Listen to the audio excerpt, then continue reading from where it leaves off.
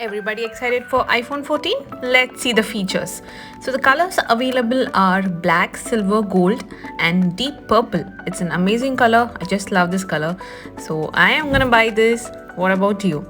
The next is new notch and notification, which they have given a name Dynamic Island. So this size becomes bigger as per the notification.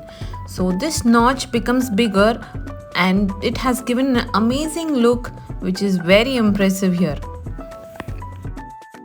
So here comes the display size. One is 6.1 and the Pro is 6.7. And whoa, amazing news for people outdoor. They have peak brightness where even though if it's too sunny, you can see your display in a very good level. My favorite feature, always on display. So now you can easily see your time on the mobile in a dim mode. It's not gonna make it totally blank.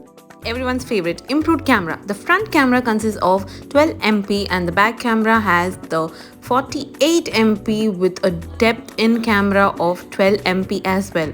They have the sharpen photo and also 2x zooming they have added here. Here are some amazing clicks of this iPhone 14.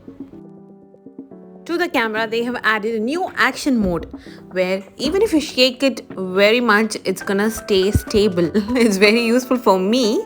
And they also have the cinematic mode in the 4K and it has an amazing feature now. We can ping through satellite. Yes, you heard it right. If your signal is not working, you can ping to the nearby satellite and you can message it if it's emergency.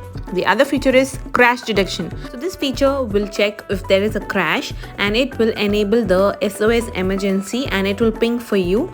I hope nobody uses this feature. Everyone would have heard about the useful features of eSIM. So here is the good news for people who are trying to get the US version. So they don't have any physical tray.